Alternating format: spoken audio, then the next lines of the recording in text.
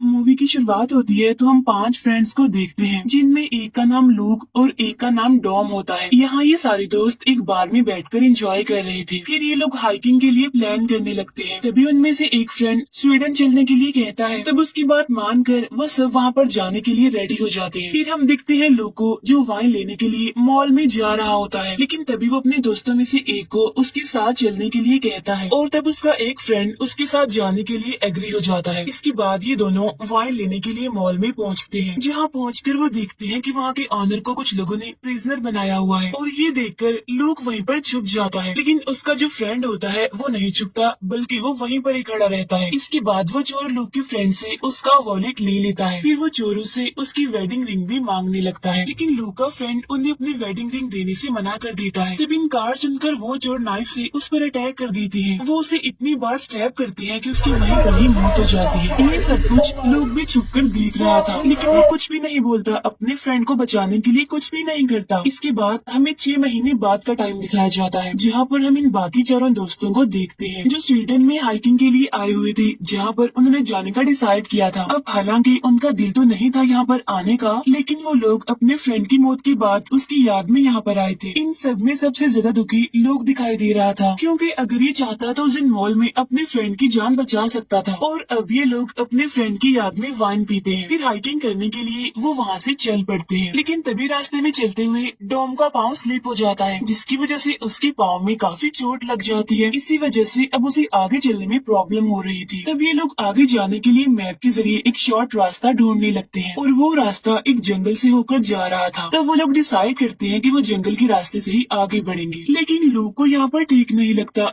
वो ये रिस्क नहीं लेना चाहता था, क्योंकि जंगल में खतरा हो सकता है। लूक कहते हैं कि हम मदद के लिए यहीं पर ही किसी को बुला लेंगे, लेकिन तभी उसका फ्रेंड डॉम जो कि इंजर्ड है, वो जंगल के रास्ते से ही जाने के लिए एग्री हो जाता है। जिसके बाद ही लोग उसी रास्ते पर आगे निकल जाते हैं। अब थोड़ा आगे जाने पर उन्हें एक ट्री पर किसी जानवर की डेड बॉडी लटकी हुई दिखाई देती है, और उस जानवर को कुछ टाइम पहले ही मारा गया था। तब ये फ्रेंड्स उसे इग्नोर करके आगे बढ़ जाते हैं। आगे जाने पर उसे ट्री पर एक सिंबल बना हुआ दिखाई देता है, जिसको देखकर यहाँ पर वो सब एक आइडिया लगा लेते हैं कि शायद इस जंगल में हंटर्स होते होंगे और उन्होंने ही उस जानवर को मारा होगा जिसे उन्होंने अभी अभी देखा ट्री पर लटके हुए। लेकिन तभी उन्हें अपने सामने एक कैबिन दिखाई देता है, जिसे देखकर वो सारे फ्रेंड्स काफी खुश हो जाते हैं, क्योंकि जंगल में काफी तेज बारिश हो रही थी, तो शायद इस कैबिन में उन्हें कुछ हेल्प मिल जाती। अब ये लोग उस कैबिन के पास पहुँचते हैं, लेकिन इन्हें वहाँ पर कोई भी नहीं दिखता। वो कैबिन पूरी तरह से सुनसान होता है, और अभी उस कैबिन का दरवाजा तोड़कर अंदर आ जाते हैं। लेकिन तभी लोगों को जंगल की तरफ से कुछ अजीब सी आवाज सुनाई देती है, लेकिन वो उसे इग्नोर करके अंदर चला जाता है। अंदर आने के बाद वो दरवाजे को बंद कर देता है, और तभी उन्हें कैबिन के अंदर बहुत सी पुरानी चीजें दिखाई देती हैं, जिन्हें देखकर ऐसा लगता है कि यहाँ पर रहने वाले लोगों ने इस कैबिन को छोड़ दिया है। लेकिन तभी इन्हें वहाँ पर वही सिंबल दिखाई देते हैं जो कि उन्होंने ट्री पर भी देखा था। लेकिन तभी इन्हें वहाँ पर खड़ा एक स्टैचू भी दिखाई देता है, जिसका सर नहीं था, और वो दिखने में काफी डरावना भी लग रहा था। अब ये सब कुछ देखकर इन्हें वहाँ पर कुछ ठीक नहीं लगता, कुछ गड़बड़ लगती है। लेकिन फिर भी मजबूरन इन्हें वहाँ पर रुकना ही पड़ता है, क्योंकि जंगल में इतनी तेज बारिश हो रही थी। इसके बाद ये सभी लोग वहीं पर ही सो जाते हैं। फिर रात को जब ये लोग सो रहे होते हैं तो अचानक से आसमान में चमकने वाली लाइट रुक जाती है, जिसकी वजह से